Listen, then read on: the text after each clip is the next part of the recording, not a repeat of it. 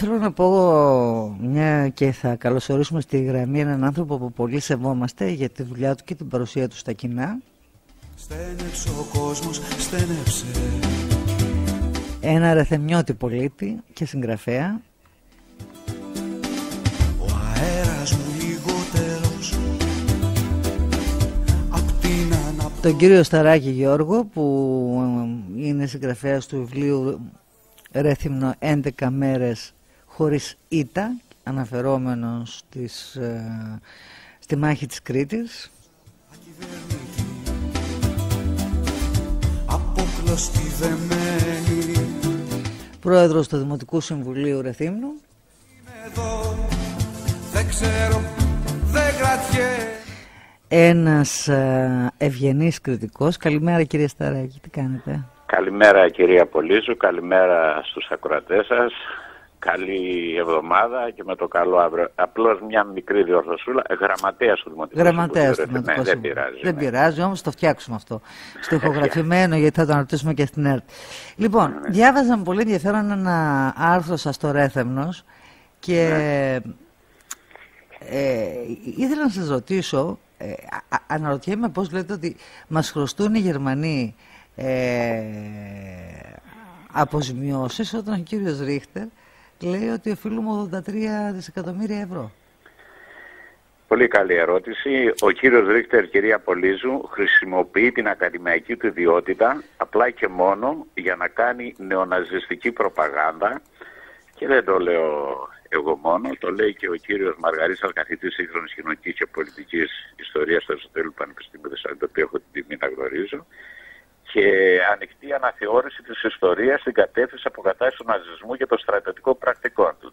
Θέλει να δημιουργήσει ένα νομικό γεγονός για να πληρώσουν οι Γερμανοί.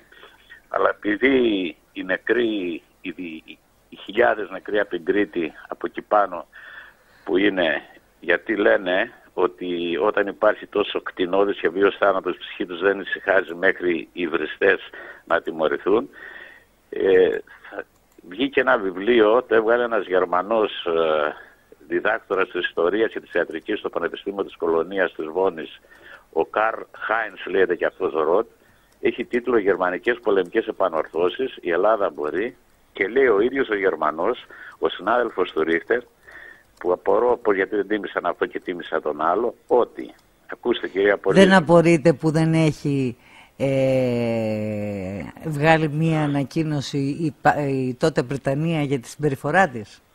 Φουλάκισε. Ο κύριος Στεφάνο έχει φύγει από το Ρέθινο, ο κύριος Σεργίου που μας τον κουβάλισε, που είχαν εργασιακές σχέσεις, έφυγε κι αυτός, και άφησαν εδώ τους ανθρώπους στο δικαστήριο που το παρακολουθήσαμε όλοι εμείς. Καταρχάς εμείς δεν κάναμε εμείς μήνυση, έγινε αυτό πάλι. Ούτε δικάσαμε στην ελευθερία έκφραση. Εμείς δικάσαμε την απόκρυψη ναζιστικών εγκλημάτων, γι' αυτό είχαν πάρει σαν πολιτική αγωγή, και το ξέπλυμα του ναζισμού. Αυτό επιχείρει ο κ. Ρίχτερ. Είναι πιο επικίνδυνος άνθρωπος και πιο ανίκανος για να έχει τέτοια εθνική διάκριση για μένα, και να λαμβάνω την ευθύνη αυτών που λέω. Δεν έχει υπάρξει στην οικουμένη και μας κουβάλισαν αυτό.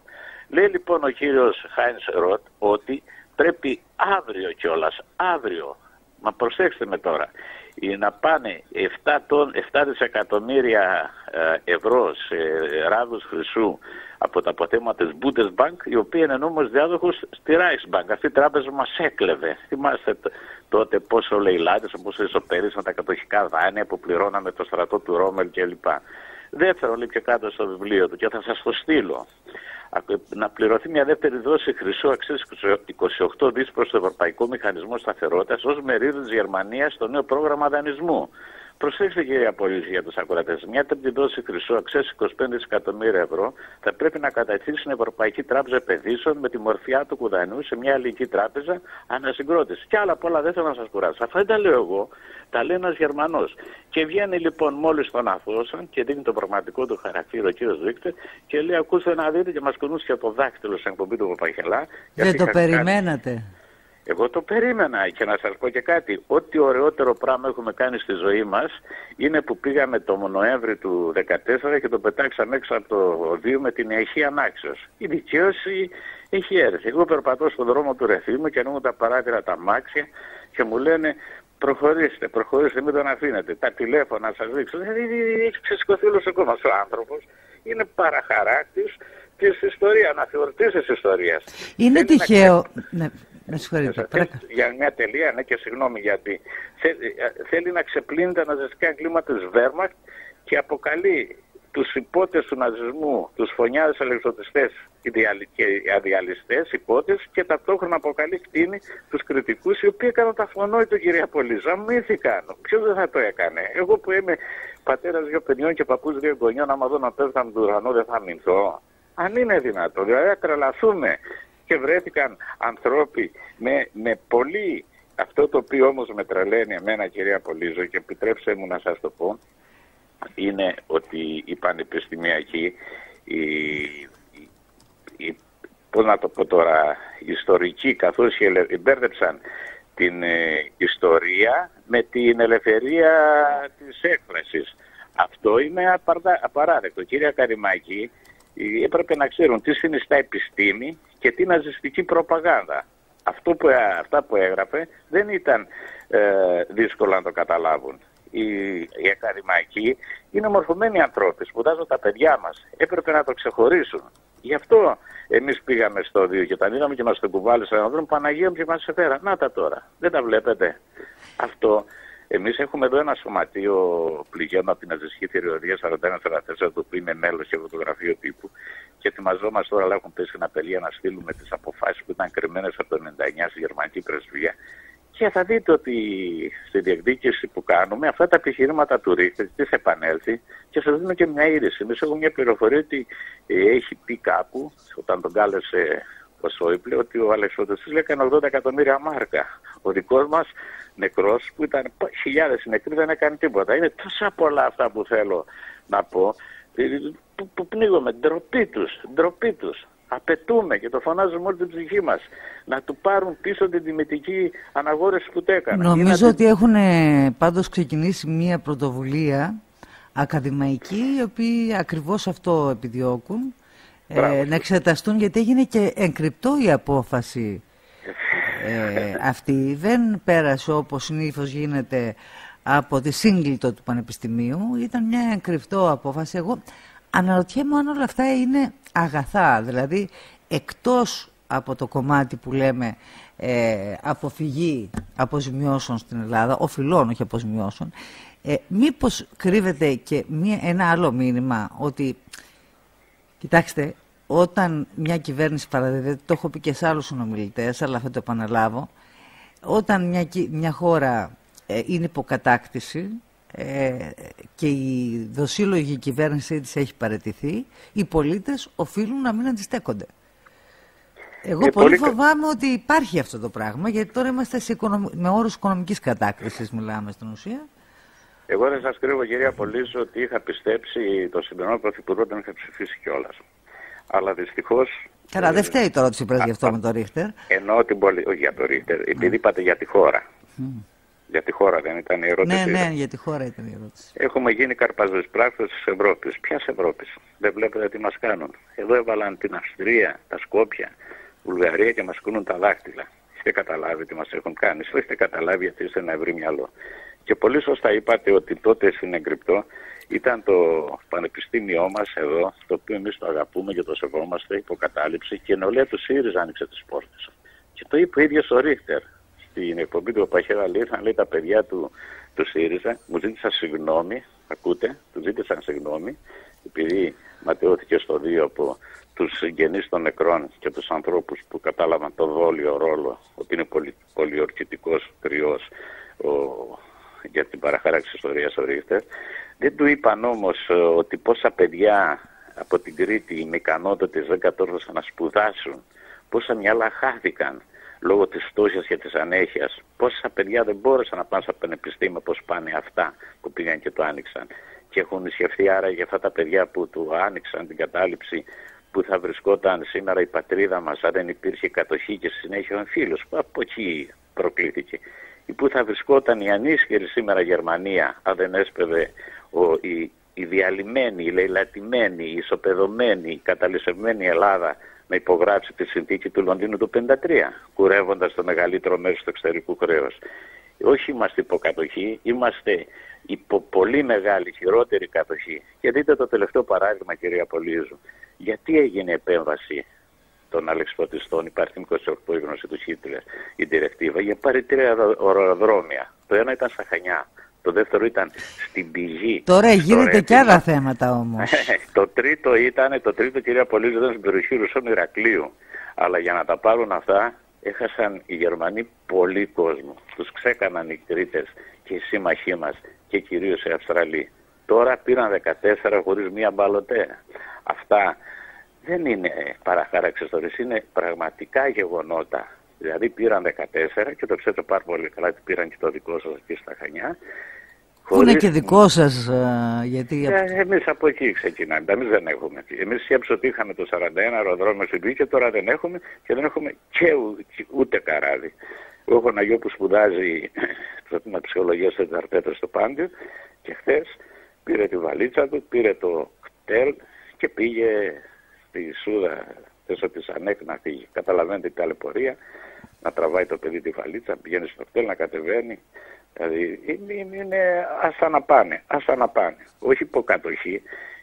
Εγώ αρχίζω και ανησυχώ και για την ακερότητα της πατρίδας μας, με αυτές τις, και φυσικά δεν τα βάζω εγώ με το Τσίπρο. Όχι μόνο της πατρίδας μας, ξέρετε, είναι πιο μεγάλο το θέμα. Ανοίγεται ένα τεράστιο θέμα και χαίρομαι που έχετε τις γνώσεις για να κάνετε μια τέτοια συζήτηση. Ποια Ευρώπη τώρα, ποια Ευρώπη. Να πάμε στο Ρίχτερ. Πάμε στο Ρίχτερ γιατί δεν θέλω να τον χάσουμε.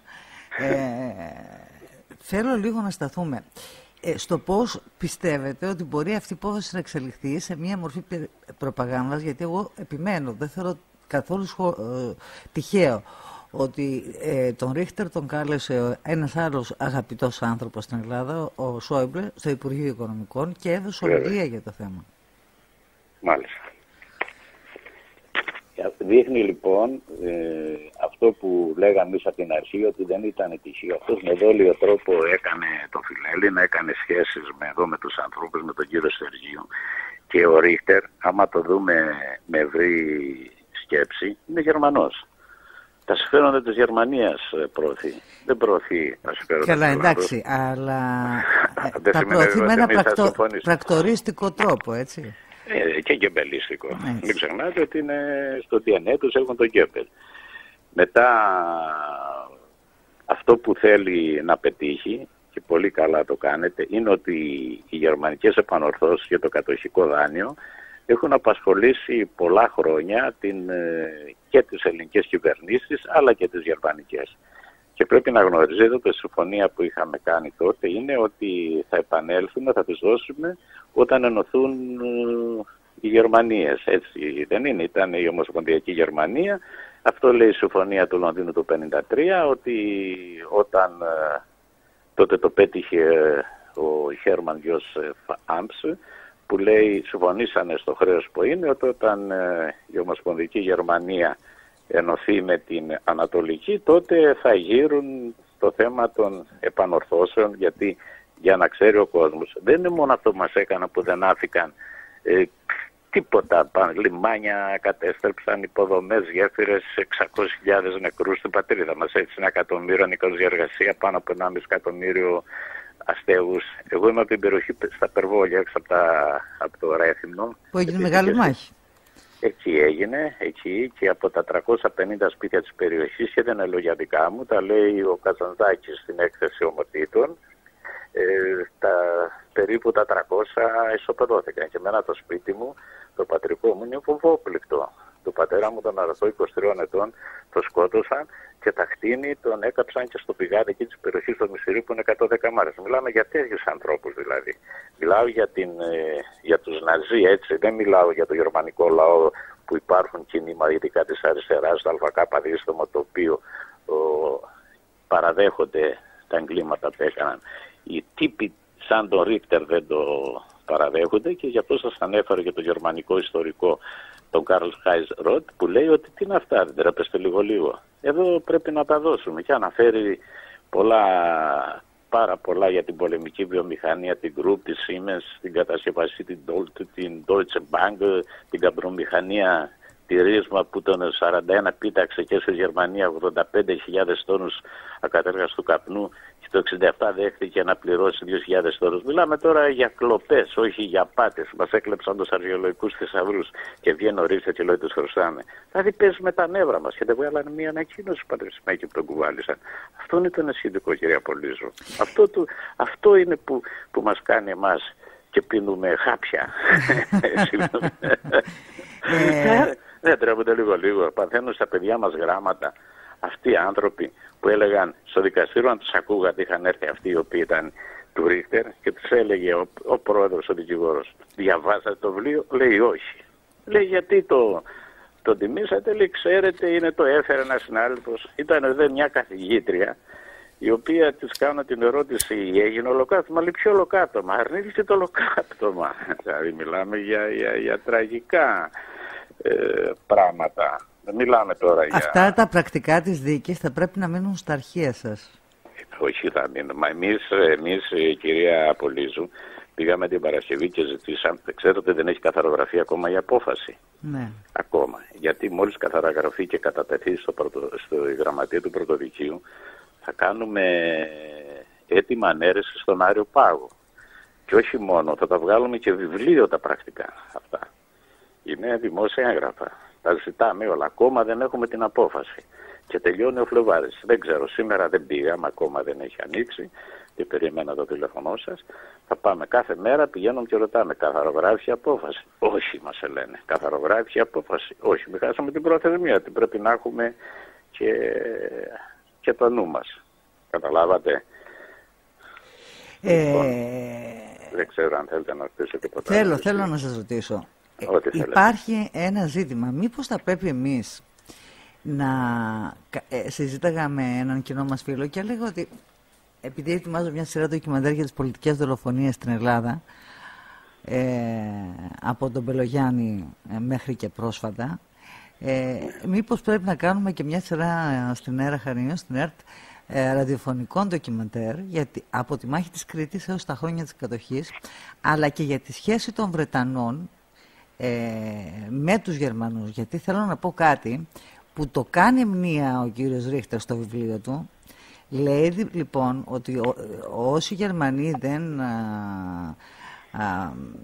δεν τους κατακρεούργησαν οι βάρβαροι κριτικοί, αυτό έγινε χάρη στην γενναία μεσολάβηση, στη μεσολάβηση των γενναίων Βρετανών πολεμιστών που ήταν εκεί. Ακούστε να δείτε. Ακούστε, εδώ τα ξέρουμε τι έχει γίνει, γιατί θα μπορούσε, αν είχε ανατιναχθεί ας πούμε το αεροδρόμιο του Μάλεμε. Και με 107 ήταν και κρόφορτα. Έτσι. Να τώρα, αυτά είναι... Εγώ δεν είμαι ιστορικός, αλλά επειδή μεγάλωσα στη φωτιά, τα έψαξα και στο βιβλίο μου έχω ένα ολόκληρο κεφάλαιο με το ύψον 107, το οποίο έπεσε από το πρώτο βράδυ. Το ξέρετε. Ναι. Είχαν εκεί τον Νεοζηλανδό, τον Άντριου, ο οποίος την κοπάνισε, παρέτησε το ύψον 107 και έφυγε, ζήτησε από τον Χάρκιαστ βοήθεια που ήταν και δεν το έδωσε και ο υπεύθυνος άμυνας που είχε διορίσει ο Τζόρτζελ, ο Νεοζηλανδός, ο Φράιμπεργκ, ήταν με τα χέρια και έβλεπε ότι περίμενε την απόβαση των Γερμανών από τη θάλασσα και αυτοί του πέφτανε. Και αντί να στείλει ενισχύσεις από τα Χανιά, έστειλε από το Γεωργιούπολη. Αυτά τα έχω μελετήσει, τα έχω ψάξει. Εγώ ήμουν γεννηθής το 51 και μεγάλος σας είπα στη φωτιά. Και σας δίνω τώρα και μια είδηση. Τώρα συλλέγω πληροφορίες, έχω συλλέξει πάρα πολλές για την εθνική αντίσταση. Θα τρίβουν τα μάτια τους. Η πρώτη εκτέλεση. Θα γράψετε βιβλίο πάλι? Ναι, σε βάθος διετίας, διότι δεν παίζεις με την ιστορία για την εθνική αντίσταση και θα σας απαντήσω και στο ερώτημα που έχω βρει μέχρι τώρα. Ακούστε να δείτε. Η αγγλική πολιτική με όμικρον γιώτα θα έλεγα ότι υπονόμευσαν την Κρήτη και αναλαμβάνω την ευθύνη από το πλέον. Οι Εγγλέζοι φαντάροι έδωσαν και το αίμα τους για την άμυνα της Κρήτης. Έχουμε πάρα πολλά στοιχεία. Ξέρετε, πρέπει να βρω και τη σχετική συνέντευξη από το αρχείο μου. Μου είχε αφηγηθεί ένας άνθρωπος που ήταν κρατούμενος στο Auschwitz, Χανιώτης, ο κύριος Λεμονής, 260 κριτικούς είχαν εκεί, όχι μόνο στα στρατόπεδα. Ναι. Και εμείς είχαμε πολλούς από το Ρέθινο. Και μου αφηγήθηκε το εξής. Καταρχάς, τους κρατούμενους τους Έλληνες από τα στρατόπεδα συγκέντρωσης τους βοήθησαν κυρίως τα ρωσικά και τα αμερικανικά στρατεύματα με τον Ερυθρό Σταυρό. Φτάνοντας, οι Ρώσοι τους πήγαν Ρωσία και μετά φύγανε με τα πόδια, φτάσαν Θεσσαλονίκη σε άθλια κατάσταση. Από τη Θεσσαλονίκη τους βάλαν σε ένα πλοίο λοιπόν, τους πήγαν στην Αθήνα, όπου έκαναν δήλωση φρονημάτων, όπως τα ακούτε. Είναι συγκλονιστικό αυτό, έτσι. Αντί να τιμηθούν ως ήρωες, ντυμένοι, μου έλεγε, έπεσε η γραμμή, να πάρουμε τον κύριο Σταράκη. Θα συνεχίσουμε την έπεση γραμμή, αλλά ούτως ή άλλως βλέπω ότι η ώρα είναι 8 και 56 πρώτα λεπτά. Θα συνεχίσουμε την αφήγησή μας με τον κύριο Σταράκη, ο οποίος έχει περιγράψει ένα καταπληκτικό βιβλίο του, τις 11 μέρες της αντίστασης στο Ρέθεμνος. Θα συνεχίσουμε την κουβέντα αμέσως μετά το δελτίο ειδήσεων το δικό μας, για να έχουμε τον χρόνο να ολοκληρώσουμε την συζήτηση αυτή όπως πρέπει, γιατί η ιστορία που μου είχε αφηγηθεί ο κύριος Λεμονής, όπως και άλλοι κρατούμενοι Έλληνες, χανιώτες, κεραθιμιώτες και ηρακλειώτες στο Auschwitz, είναι συγκλονιστικές. Εδώ είμαστε λοιπόν, καρφιά και σχόλια, όπως κάθε πρωί από τις 8 έως τις 10. Μάνος Παπαδάκης στη φροντίδα του ήχου, η κυρία Γρηγορία έχει τη γραμματεϊκή υποστήριξη, η Κατερίνα Πολύζουν είναι στο μικρόφωνο. Συζητούμε την κατανόηση του κυρίου Σταράκη από το Ρέθυμνο. Ο κύριος Σταράκης είναι γραμματέας του Δημοτικού Συμβουλίου Ρεθύμνου, είναι ένας ερευνητής, συγγραφέας, είναι μέλος συλλόγου των θυμάτων της γερμανικής κατοχής. Μας ανακοίνωσε ότι έχει ξεκινήσει και μια πάρα πολύ σημαντική έρευνα που ελπίζουμε σύντομα, όπως ήδη ορίζεται, σε ορίζοντα διετίας να γίνει ένα βιβλίο στα χέρια μας. Κύριε Σταράκη, σας έλεγα, σας αφηγούμουν και μπορεί ίσως να τα συμπεριλάβετε όλα αυτά. Θα σας φέρω εγώ σε επαφή με τους ανθρώπους. Μου έλεγε λοιπόν ο Μακαρίτης ο Λεμονής, ο γιος του Ζή, στην αφήγηση αυτή, ότι παρόλα αυτά, παιδί μου, παρόλο όσα περάσαμε, και αυτό που με πλήγωσε περισσότερο απ' όλα ήταν όταν, φτάνοντας στο λιμάνι της Σούδας, είδαμε Βρετανούς και Γερμανούς στρατιώτες αγκαλιασμένους να πίνουν μπύρες μαζί. Είναι αλήθεια, κύριε Πολύζο, έχω και ντοκουμέντα ότι μετά που φύγανε οι Γερμανοί, ξέρεις, τελευταία φύγαν από τα Χανιά. Ένα χρόνο παραπάνω κάφησαν από την υπόλοιπη Ελλάδα. Χαίρομαι που τα γνωρίζετε, γιατί εγώ μπήκατε τώρα σε αυτά που ψάχνω. Οι σύμμαχοι δυστυχώς συνεργάστηκαν και συμμάχησαν σε όλα τα επίπεδα, ακόμα και με τους Γερμανούς κατακτητές, για να επιβάλλουν το συχνό μετεφελιακό καταστροφικό καθεστώς στη χώρα μας. Αυτό είναι ιστορικά αποδεδειγμένο. Έχουμε και ντοκουμέντα, έχουν ανοίξει αρχεία. Παναγία μου, παθομολογούν, αλλά δυστυχώς άμα τα λες, σε λένε γραφικό, σε λένε... Δεν πειράζει. Μέχρι και, πώς το λένε, πατριδοκάπηλους μας έχουν. Να σας πω τώρα, καλύτερα να είμαστε γραφικοί παρά να είμαστε λαμόγια. Γραφικό είναι αυτό που σας λέω, σας το επιβεβαιώνω και σας αναφέρω, ότι για να το πω εγώ στοιχεία, ότι συνεργάστηκαν. Δηλαδή, και θα σας πω και κάτι άλλο, κυρία Πολύζου, που πραγματικά συγχαρητήρια για το επίπεδο της συζήτησης. Ότι όταν ο ταξίαρχος Χάρχες αρνήθηκε να στείλει βοήθεια στον άντριο που είχε 107, του είπε το περιβότο if you must, you must. Δηλαδή αν για σένα πρέπει, τότε να γίνει. Και έτσι εκείνος το ύψο με 107 την πρώτη νύχτα και ούτε έκανε αντεπίθεση για το αεροδρόμιο του Μάλεμε. Και ξέρετε τι συνέβη.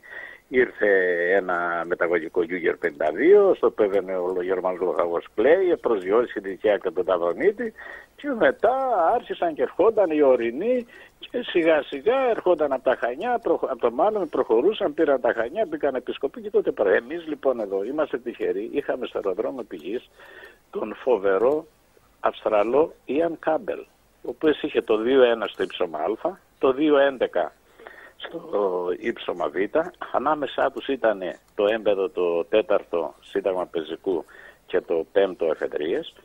Το πρώτο βράδυ και αυτό ζορίστηκε, έκανε μια μεγαλειώδη αντεπίθεση 2,5 ώρα τα μεσάνυχτα, συνέλαβε το Στουρμ, το διοικητή των Γερμανών αλεξιπτωτιστών, το οποίο το σεβάστηκε, το φυλάκισε στην πηγή σε ένα σχολείο και όταν την 1η του Ιούνιου ελευθερώθηκα, ο ίδιος ο Στουρμ πήρε τον πιστόλι και τους Ναζί και πήγαινε και σκότωνε και έκαψε το Χαμαλεύρι, την πηγή, τη Λούτρα. Αυτή είναι η Γερμανία. Και έρχονται τώρα ο Ρίχτερ και μου λέει ότι δεν μας χρωστάνε. Θυμάμαι τη Μακαρίτισσα την Καλουτά να αφηγείται για την Αθήνα στην κατοχή. Γιατί πείτε ότι στην Αθήνα δεν υπήρξε αντίσταση, υπήρξε μόνο η αντίσταση από τους αμύτες, αλλά όπου οι πολίτες ήταν να αντισταθούν πεθαίναν από την πείνα αποκλεισμένοι. Ο μεγάλος λοιμός.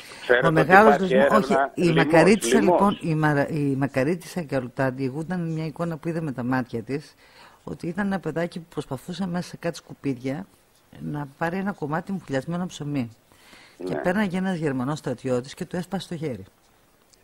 Ξέρετε τι κάνανε τα χτίνη οι υπότες κατά τον Ρίχτερ και στα χτίνη τους δικούς μας. Καθόταν στο μπαλκόνι, στο μεγάλο λοιμό του 41, χειμώνα 41-42 και έγλυφαν το κουκούτσι μιας ελιάς. Ήταν σμάρια τα παιδιά, ήταν καταγεγραμμένα, έφτιαναν το κουκούτσι και έβαλαν στοίχημα ποιο παιδί θα πάρει το κουκούτσι να το σπάσει, να γλύψει τα υπολείμματα. Το ξέρετε ότι υπάρχουν καταγραφές ότι πιθανόν ήταν και 500.000 νεκροί. Και για να μην αδικήσουμε το λαό της Αθήνας το 1943, όταν ο κατοχικός πρωθυπουργός, ο Λογοθετόπουλος, δέχτηκε την εισήγηση του Χίτλερ να κάνει την πολιτική επιστράτευση, δηλαδή ηλικίες άντρες και γυναίκες από 16-45 ετών να τους πηγαίνει σε έργα και στο στρατό στην ουσία των Γερμανών, τότε ξεσηκώθηκε ο κόσμος με κάτω πολιτική επιστράτευση.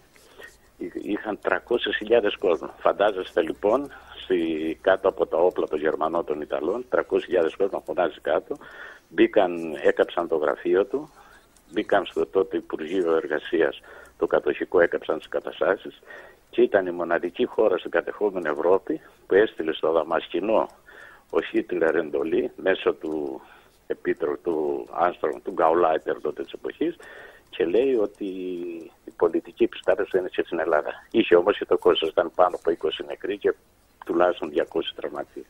Αντίσταση έκανε ο ελληνικός λαός. Από εκεί, από τα ηρωικά Χανιά, από τα Σφαγιά, τα υποβρύχια που ερχόταν και έπαιρναν τους συμμάχους, ποιοι τους φυγάδευαν, Κυριαπολίζου, και ποιοι τους έκρυβαν, οι Έλληνες. Εμάς από το Πρέβελη, που είχαμε 2 αποστολές και έκαψαν το μοναστήρι. Από τα Σαχτούρια, που ξέρετε τι έπαθαν. Από το Ροδάκινο, την περιοχή Περιστερέ, που φυγάδεψαν και το Κράιπε, το Τσούτσορα, από όλα, όλοι, μέχρι και από τη βορεινή πλευρά της Κρήτης είχαμε μια συμφαχή αποστολή ανάμεσα σε Μπαλί και Σύσσες. Οι κριτικοί αντιστάθηκαν. Δεν μας βοήθησαν. Γι' αυτό μας κατηγορεί ο... Ναι, αυτό λέω, ότι δεν έγινε αντίσταση. Δηλαδή μιλάμε τα τρελαθούμε. Και άμα δείτε, άμα πάτε... Λένε ότι ήταν βαρβαρότητα αυτό. Ναι, με εμένα, εγώ τώρα που έχω 2 παιδιά και 2 εγγόνια, άμα αύριο μεθαύριο μου πέσει ένας κατακτητής και εδώ και μου σκοτώ τα παιδιά του εγγόνια, θα του πω σε παρακαλώ, περίμενε πως να σε σκοτώσω. Θα τον παλουκώσω. Συγγνώμη για την έννοια. Δεν θα το συζητήσετε πιο πριν. Ναι, του δείξω το βιβλιαράκι με τη συζήτηση. Θα το πω σε παρακαλώ, κύριε Γερμανέ, κύριε ξέρω εγώ Αυστριακέ, γιατί κι αυτοί. Ξέρετε ότι ο Χίτλερ ήταν παιδί Αυστριακού υπαλλήλου, ο οποίος το έκανε με την ανιψιά του. Μιλάμε τώρα για Αυστριακή, τον DNA του, δεν νομίζω. Βλέπετε, μας κουνάει ο άλλος με το ζελέ το δάκτυλο. Τι κάνει τώρα. Άστε τώρα, μην τρελαθούμε, έχουμε πλέξει. Λοιπόν, κύριε Σταράκη, άρα ανακοινώσατε ότι ήδη είστε αποφασισμένοι να προσφύγετε στον Άριο Πάγο για την ανατροπή της απόφασης. Αυτό είναι πολύ σημαντικό δεδομένο. Ειδημένη απόφαση είναι αυτή. Και έχουμε δικηγόρο κύριο Κοζαπασάκη. Μπορώ να σας δώσω μετά εκτός αέρα το τηλέφωνο, θα τον πάρω, θα σας το πει. Απλώς περιμένουμε την καθαρογραφή της απόφασης. Απόφαση. Ναι, και έχουμε 20 μέρες προθυμισμό, τελειωμένο. Θα συνεχίσουμε εμείς το διπορικό μας στα πέριξ του κυρίου Ρίχτερ, γιατί νομίζω ότι εάν τώρα αξιοποιηθεί το γεγονός ότι ο κύριος Ρίχτερ ζητάει και τα ρέστα και μέσα από απόλυτο μέσα από υπό τη σφραγίδα του Σόιμπλε βγάζει ότι η χώρα μας οφείλει κιόλας στη Γερμανία, το δικαστικό σώμα πραγματικά θα πρέπει να σκεφτεί πάρα πολύ καλά τι θα κάνει. Και μόνο αυτό, η 19 ακαδημαϊκή, κυρία Πολύζου,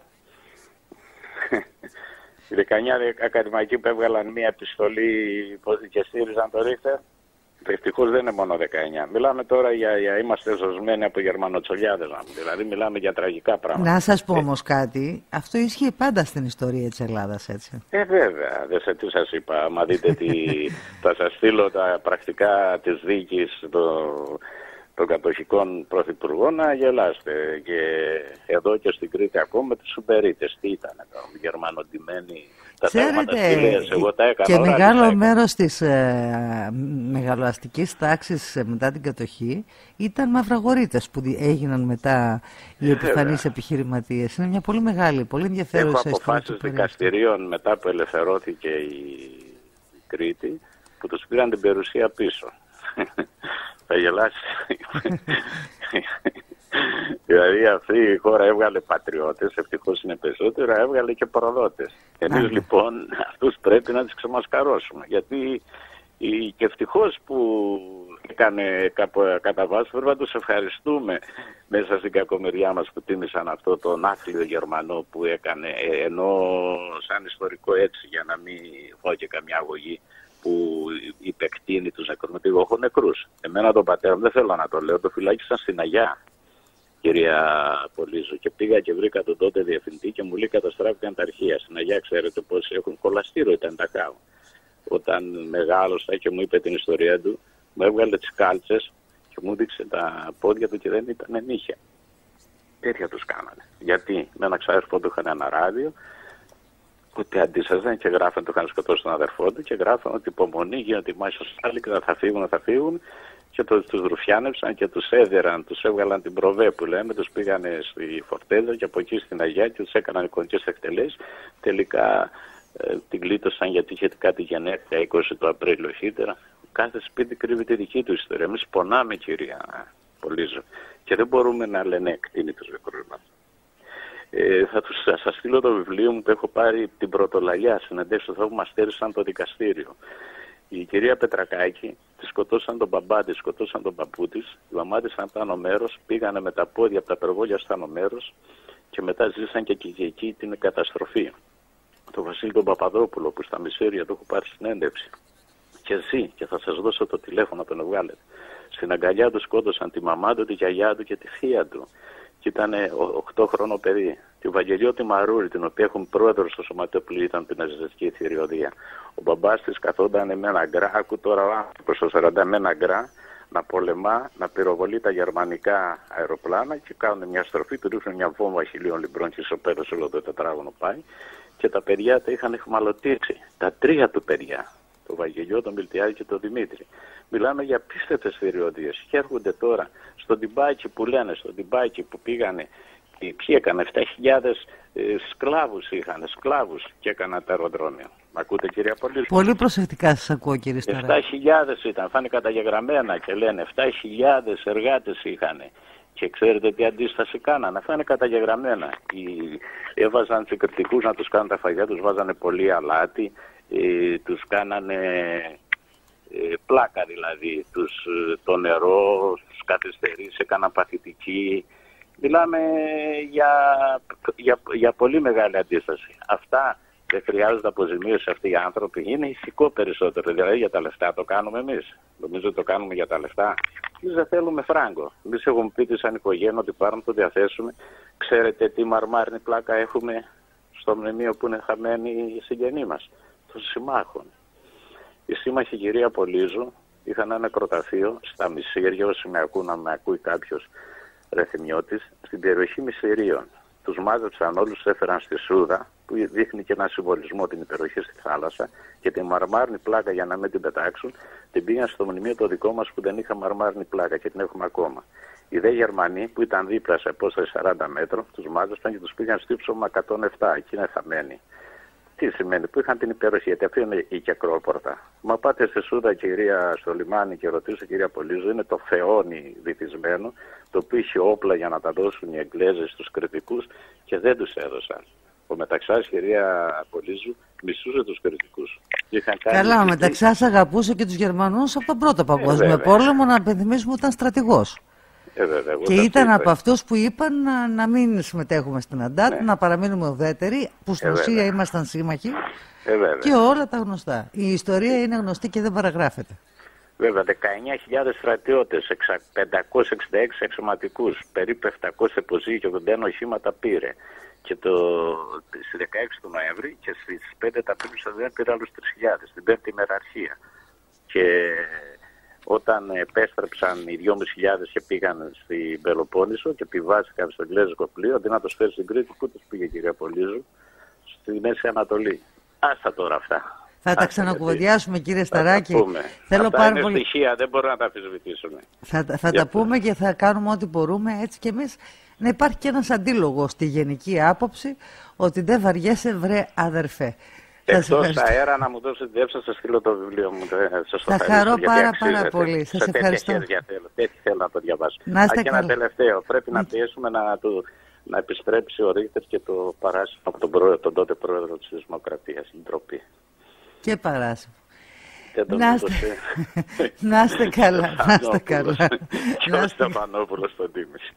Να είστε καλά, σας ευχαριστούμε πολύ. Να μου δώσετε θα σας μιλήσω, να είστε καλά, σας ευχαριστώ.